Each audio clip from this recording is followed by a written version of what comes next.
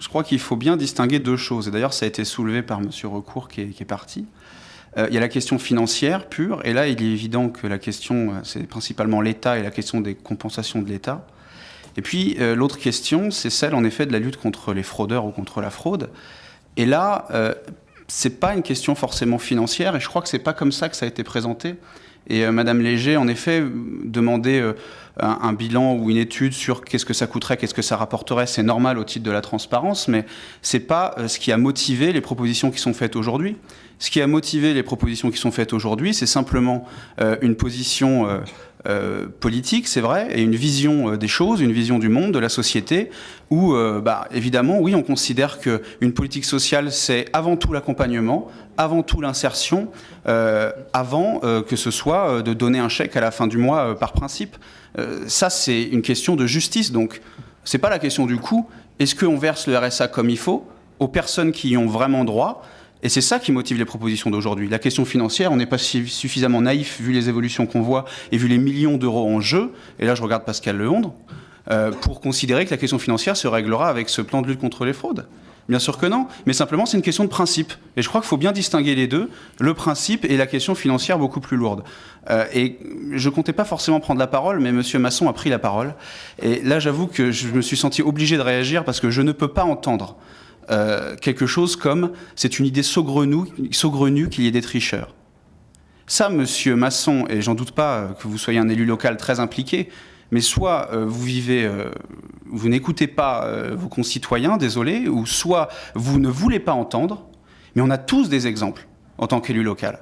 Tous des exemples. Et ces exemples, on les tire de qui ? On les tire d'où ? Non, attendez. C'est pas une idée saugrenue, parce que c'est une réalité. Et ces exemples, on ne les tire pas de gens fortunés, de gens riches, etc. On les tire, la plupart du temps, de travailleurs pauvres, d'accord ? Qui travaillent, donc, qui se lèvent à 7h, à 6h, à 5h, tous les matins, et qui voient sur le même palier qu'eux. Et c'est là où la violence, elle est importante, parce qu'elle est de proximité, elle est quotidienne. Sur le même palier qu'eux, quelqu'un qui ne joue pas le jeu, et qui parfois gagne plus qu'eux. Attendez, monsieur... Ça peut vous plaire de penser que c'est à la marge ? Ça dépend de la grandeur de la marge. Eh bien, alors, qu'est-ce que vous avez dit ? Attendez. Qu'est-ce qu'il a dit ? Il a dit sur le terrain de Le Pen. Ça, c'est ça.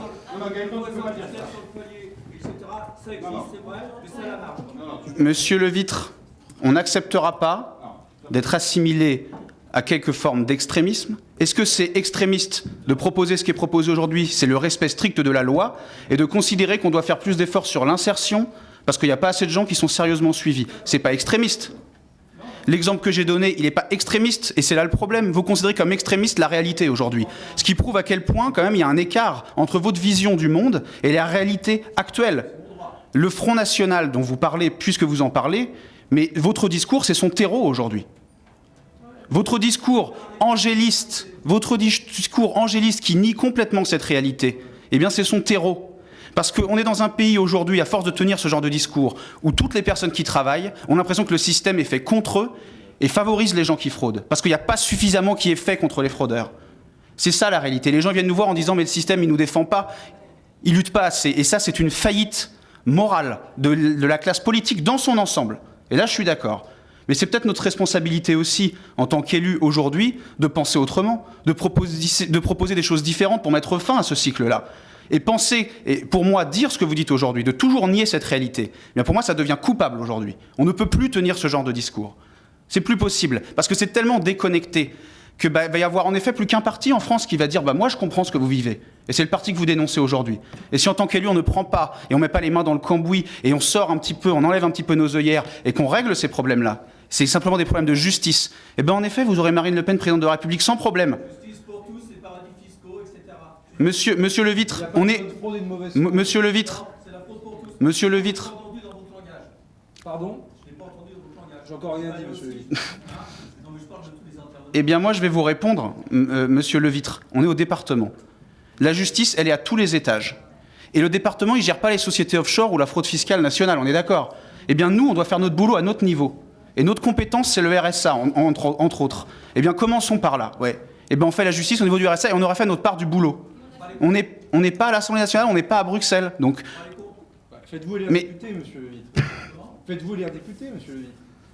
Faites-vous l'air député. Ici, nous sommes des élus départementaux dans la responsabilité de nos compétences. Alors je veux bien qu'on invoque toujours en permanence les compétences de l'État ou les compétences européennes. La réalité, c'est qu'il faut prendre nos responsabilités. Et l'intervention de M. Masson, elle est bien sympathique, mais elle est complètement hors sol. Voilà. Donc au bout d'un moment, moi je veux aussi des propositions concrètes. C'est comme les propositions sur l'état financier du département. J'attends encore les propositions de la gauche sur le sujet. Voilà. Vous avez entendu, c'est dommage pour vous. La seule différence, je ne vais pas me faire élire député. Moi, ce qui compte, c'est le peuple, comment il réagira. Oui, et ben le peuple, la réalité, c'est qu'il a placé la gauche de ce côté-ci en minorité et la droite et le centre ici en majorité, monsieur Levitre. Terminé, monsieur Rassaer, vous avez la parole et vous seul. Monsieur Rassaer, vous avez la parole et vous seul. Moi, je terminerai là-dessus, puisqu'on a été, on discute de ça. J'ai en effet une vision totalement opposée à la vôtre, monsieur Levitre, et ce ne sera pas surprenant, mais je pense au contraire que c'est la négation des réalités qui nourrit le populisme que vous dénoncez. Et que c'est au contraire parce qu'on a trop laissé aux extrêmes le monopole sur ces questions, qui sont simplement des questions de justice, et du fait que, oui, désolé, il faut assumer, quelqu'un qui travaille doit être valorisé. Faites le ménage chez Loïc Morano. Non mais...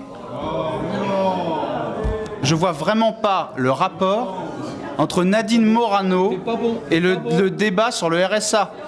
On attend des propositions de fond et vous montez dans les... Je suis pas à la hauteur. Je suis pas à la hauteur.